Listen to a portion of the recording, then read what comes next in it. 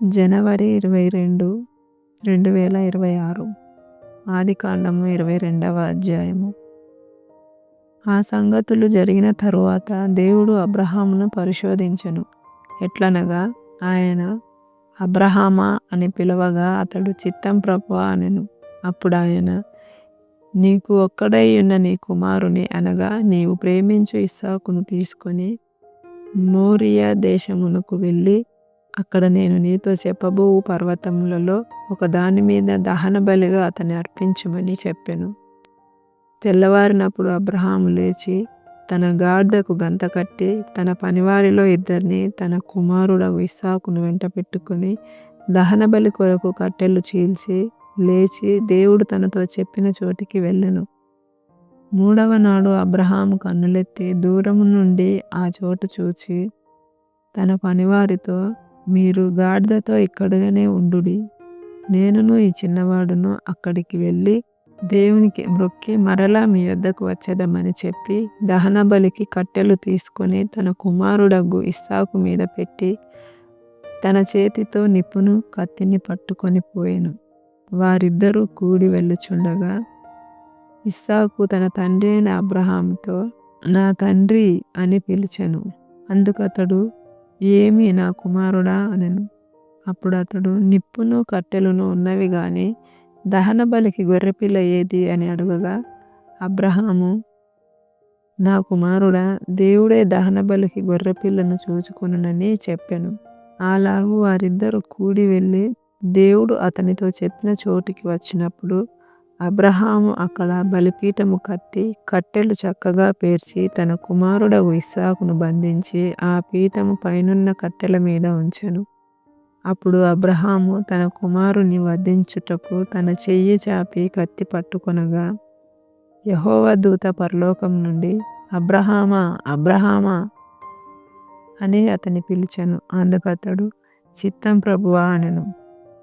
అప్పుడు ఆయన, ఆ చిన్నవాని మీద చెయ్యి వేయకుము, అతనినేమీ చేయకుము, నీకు ఒక్కడై ఉన్న నీ కుమారుని నాకియ్య తీయలేదు గనుక నీవు దేవునికి భయపడువాడవని ఇందువలన నాకు కనబడుచున్నదనెను. అప్పుడు అబ్రహాము కన్నులెత్తి చూడగా పొదలో కొమ్మలు తగులుకొని ఉన్న ఒక పొటేలు వెనుక తట్టున కనబడెను. అబ్రహాము వెళ్ళి ఆ పొటేలును పట్టుకొని తన కుమారునికి మారుగా పెట్టి దహన బలిగా అర్పించెను. అబ్రహాము ఆ చోటికి యెహోవా ఈరే అని పేరు పెట్టెను. అందుచేత యెహోవా పర్వతము మీద చూచుకొనును అని నేటి వరకు చెప్పబడును.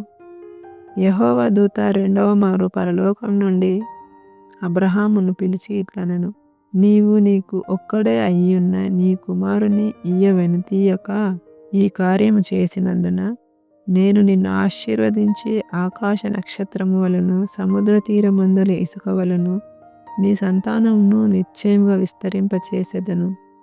నీ సంతతి వారు తన శత్రువుల గవిని స్వాధీనపరచుకొందురు. మరియు నీవు నా మాట వినినందున భూలోకములోని జనములన్నీయు నీ సంతానం వలన ఆశీర్వదించబడును. నా తోడని ప్రమాణం చేసి ఉన్నానని యెహోవా సెలవిచ్చెననెను. తరువాత అబ్రహాము తన పనివారి యొద్దకు తిరిగి రాగా వారు లేచి అందరును కలిసి బెయేర్షెబాకు వెళ్ళిరి. అబ్రహాము బెయేర్షెబాలో నివసించెను. ఆ సంగతులు జరిగిన తరువాత అబ్రహామునకు తెలుపబడినదేమనగా, మిల్కా అను ఆమెయు నీ సహోదరుడగు నాహోరునకు పిల్లలను కనెను. వారు ఎవరెవరనగా అతని జ్యేష్ఠ కుమారుడైన ఊజు, ఇతని తమ్ముడైన బూజు, ఆరాము తండ్రి అయిన కెమూయేలు, కెసెదు, హజో, పిల్దాషు, ఇద్లాపు, బెతూయేలు రిబ్కాను కనెను. ఆ 8 మందిని మిల్కా అబ్రహాము సహోదరుడగు నాహోరునకు కనెను. మరియు రయూమా అను అతని ఉపపత్నియు తెబహును, గహమును, తహషును, మయకాను కనెను.